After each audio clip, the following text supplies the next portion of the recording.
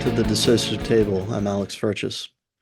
This is the fourth and last section of a conversation I had with Dr. Sandra Paulsen, EMDR's dissociation guru herself. You won't want to miss this episode. We continue with the topic of perpetrator introjects and get into the T of her N.E.S.T model, which largely involves incorporating EMDR, especially with the early trauma protocol.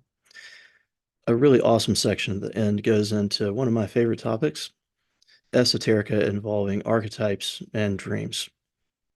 Enjoy.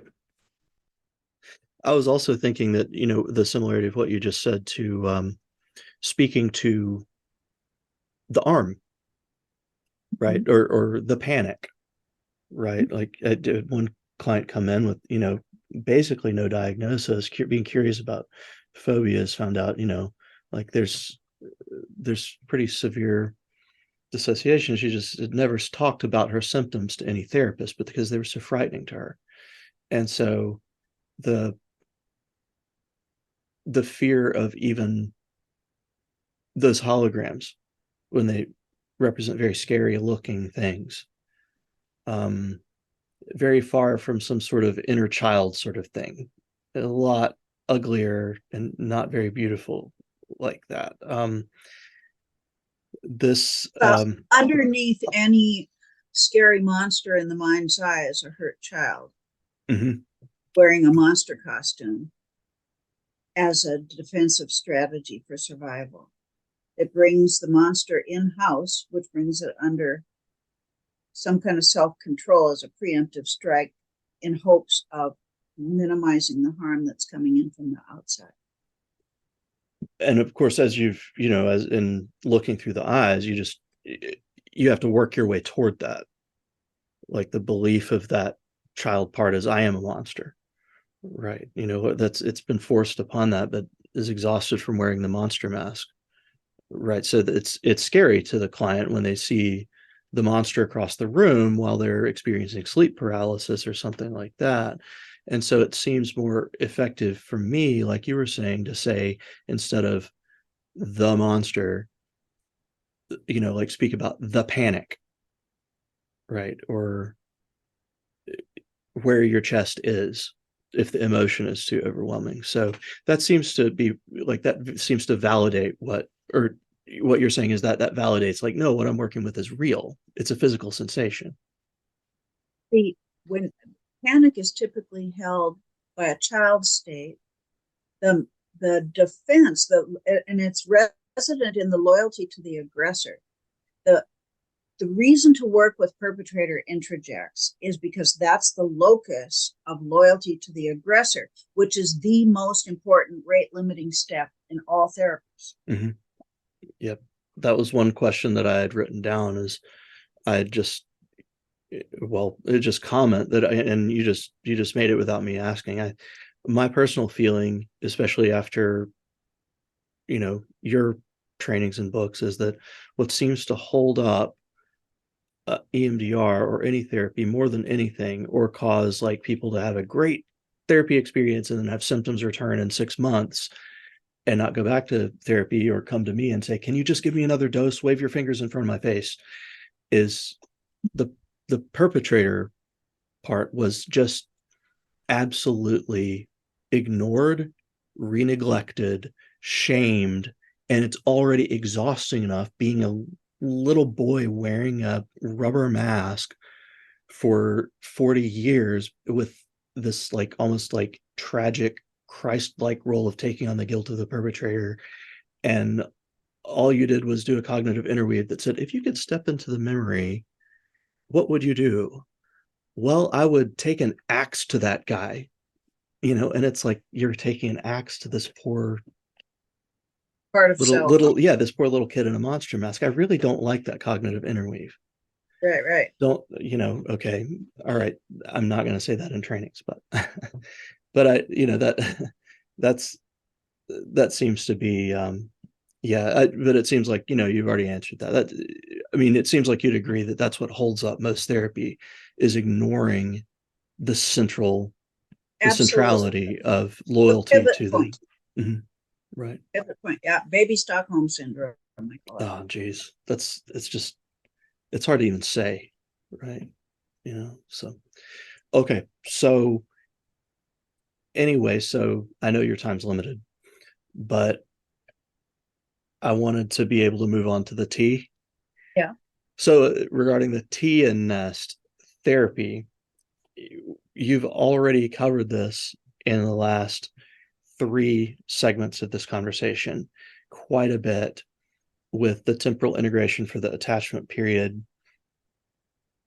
And so the T has already been covered quite a bit in this Well, I conversation. talked about temporal integration, but the T also stands for the 8 phases of EMDR therapy, which is to take a look at what's different for each phase. And I cover all that somewhere in my N.E.S.T course.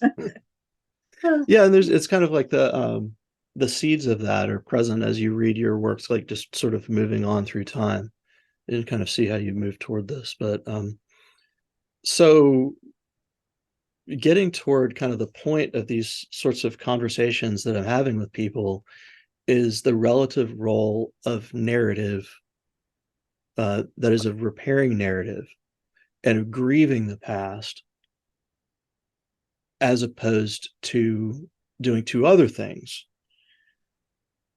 which, I've had guests argue are perfectly valid.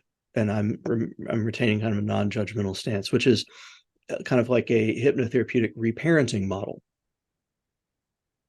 Right. Or like I had a schema therapy, like the kind of Dr. Jeff Young's most prominent successor.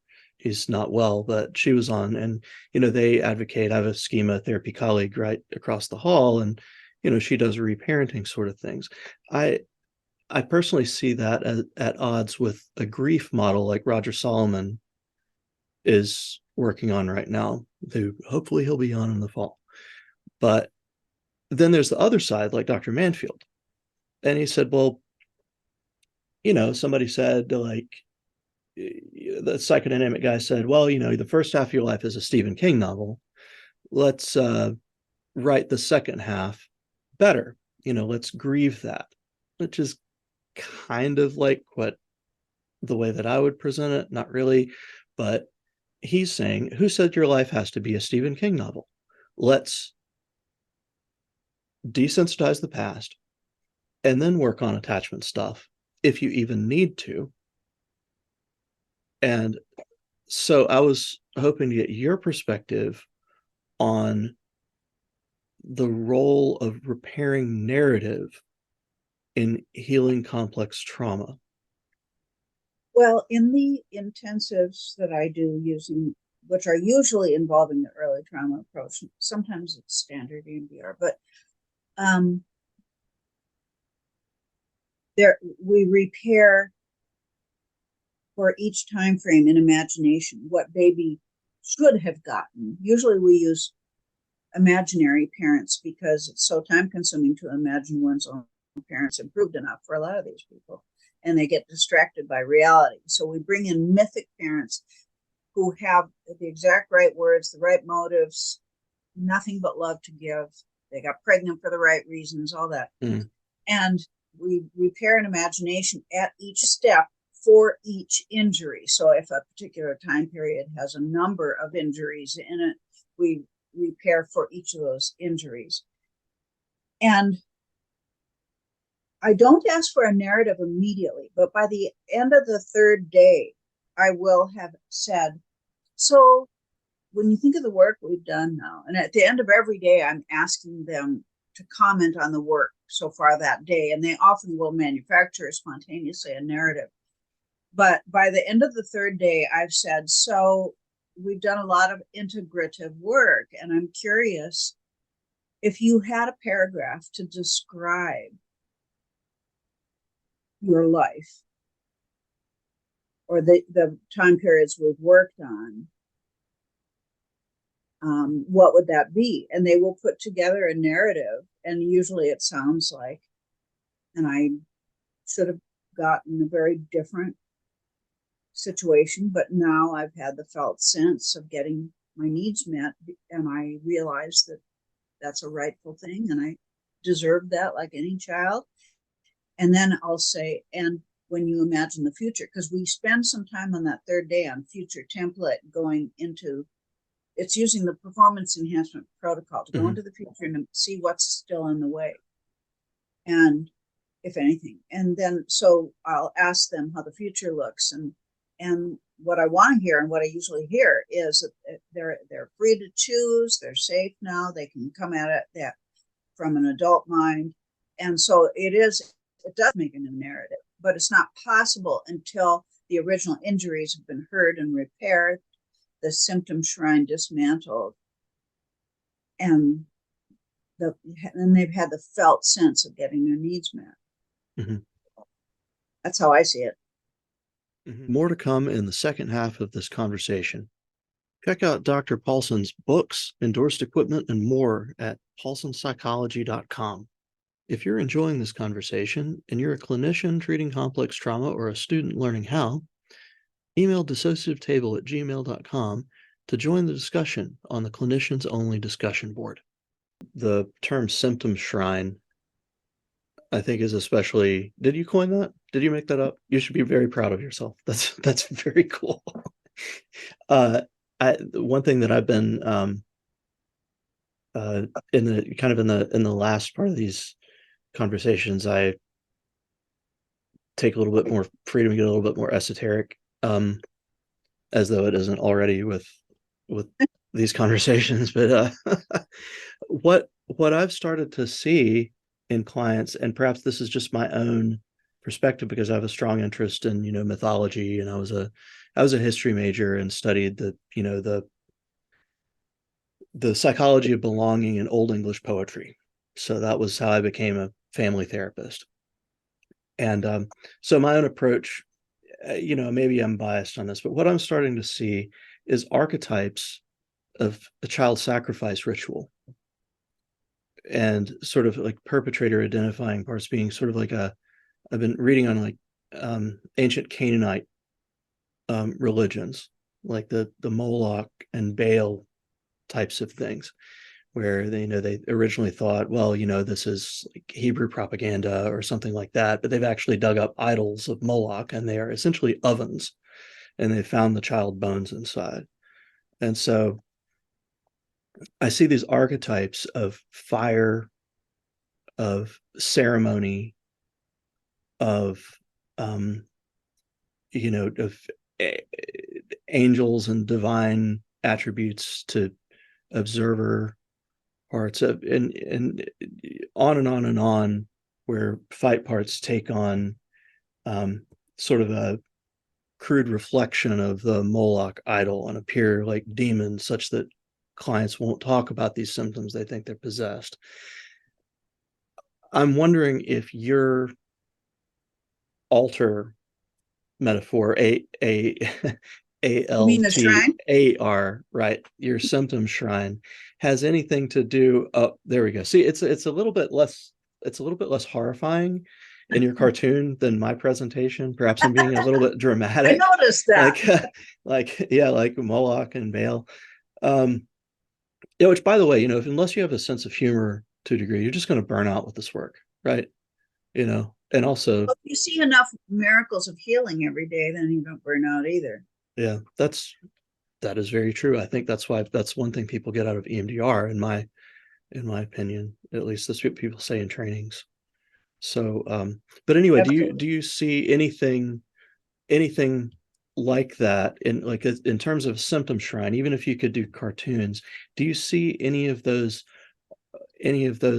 archetypes, like sort of the types of things that Carl Jung would attribute to the hero's quest archetypes, or these sorts of things? I mean, what do you make of any of that?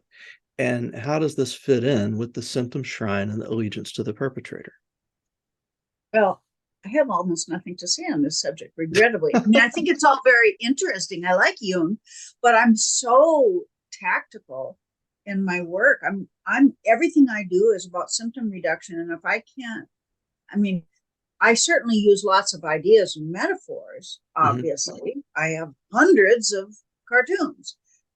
And by the way, I'm going to be issuing full color books of cartoons in the future instead of just the black and white ones I've published in the past. But so it's not like I don't think there's a place for metaphor, but I'm entirely wrapped around the axle of symptom reduction. And so there you go. I mean, when I listen to people's dreams, I hear symbolic representations all the time, and we target and process dreams, but I don't have much else for you. Sorry. Mm-hmm. Well, do you ever work? I mean, I suppose in your cartoons, you're encouraging someone to see what they see in their dream as a demon as something a little bit more cartoonish, something that they can attune they can attune to. So you are acknowledging the archetype of the monster, the demon seeing the self as, taking on the guilt, all that. But I suppose you're doing that in a way that where you're saying don't play into the seriousness of trauma. Well, yeah, what I find the main benefit of the cartoons, because they're not generally thigh slappers, they're psychologically inside oriented cartoons, and the main benefit of them is that the person sees with objectivity. So, and we were talking earlier about how ego state energy, you add ego energy, call a part by name, you're engaging in a dialogue with a part, and that's called ego awareness or ego cathexis or ego energy. But what the cartoons do is the opposite. They add object energy, object awareness, object cathexis. They take whatever is being represented and they put it over there. Mm-hmm. And yeah, I think you're right that the fact that it's lighthearted. I mean, I used a monster not because it was a prototype, although I guess it is, and maybe that was in my head, but because I didn't want to make it just a dad or just a mom or just an uncle or just a sister that was the perpetrator. So I used monster as kind of an all-purpose threat. Mm-hmm. And I guess that is the definition of a prototype, or what's the word you just used? It not an archetype. Yeah, archetype. Thank you. But the other thing is that the people they're supposed, like, they're every man, every gender, every person. It's supposed to be slightly indeterminate. Mm-hmm. And so there's something about that style that I think is disarming, and it takes a phobic topic and disarms it and makes it fun. Mm-hmm. Now, do you ever work with nightmare images? I target them with the EMDR. Well, I meant with when using ego state therapy, or just, I suppose when first taking apart the workings of dissociative parts of self. Do you ever work within nightmare images? Well, lots of times nightmares are because one part of the self is perpetrating against another part of the self in the dream. Mm-hmm. And that when you work with the perpetrator introject and they realize that they're not Uncle Frank, they're actually in the body with mm-hmm. Greta Marie, then they stop perpetrating internally and they agree to get on board. But so I would definitely do that ego state maneuver first, is to orient the perpetrator introjects to present circumstances, including the fact that Uncle Frank is dead or outside somewhere, and thank them for their service and all that. But as described in my books. But where was I going? Oh, once they are willing, once that introject allows the work, then you can do EMDR on the nightmare image itself, which is better than trying to shrink it. I mean, it's better than trying to analyze it, because then the therapist is out of the way, the brain gets to do what it needs to do in the EMDR, and you get resolution that way. I will mention Justin Havens in the UK has dream repair, where he has people do the nightmares with a different outcome deliberately. And I think I'm not sure if it's in conjunction with EMDR or not. Mm-hmm. Yeah. I know the reason I asked this is I've recently had a conversation with a professor emeritus of what was it? UC Santa Cruz, I think. Dr. Domhoff, like he was a leading dream researcher. And I asked him, I said, has anyone made a real study of the dreams of individuals with complex trauma? And he said, no, there has been nothing like this. Like, you want to do a PhD dissertation, do that. Well, it's real obvious to me. I should word that more cautiously. I have a strongly favored hypothesis that my hypothesis is that dreams are the body's sort of household strength processor, and EMDR is an industrial strength processor. So REM sleep is trying to do what EMDR does, and that's been confirmed by Robert Stickhold, the dream or sleep researcher at, I forget if it's Harvard or Yale, wherever he is. He says the same parts of the brain are involved in EMDR as are involved in REM sleep. So it supports the idea that the brain is trying to get a different outcome on this disturbing, dangerous, whatever event. But the strength of it fails, which takes me to Jack Watkins' tuna processing plant theory.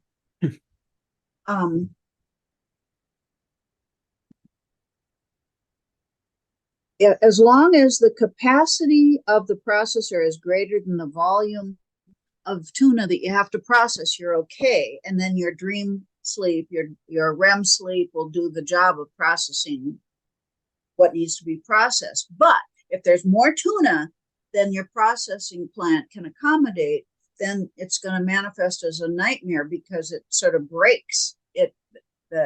It can't handle the capacity, and that's where EMDR comes in. And there's a limit to that too, which is why you have to titrate and fractionate and work with ego states so that they'll allow the work.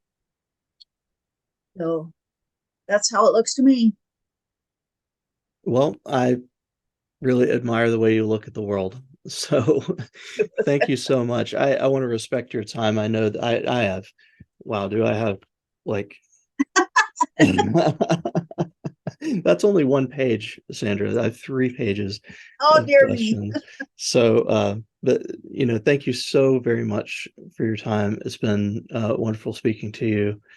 And I hope that people will look down in the links that may only be available on YouTube, but the dissociative table is available on YouTube, and look at the links to your latest book, which as a month ago, I didn't even know about it. So I hope folks will check that out. And thanks again. Oh, thank you. My pleasure. Take care, everyone. Thanks so much for watching and listening. And thank you so much, Sandra, for being on this program. These episodes have been the most viewed and listened to across all platforms, and I hope you found this final one equally useful. As always, our intro and outro music is provided by the band Crack Machine in support of increased access to effective trauma therapy worldwide. Until next time.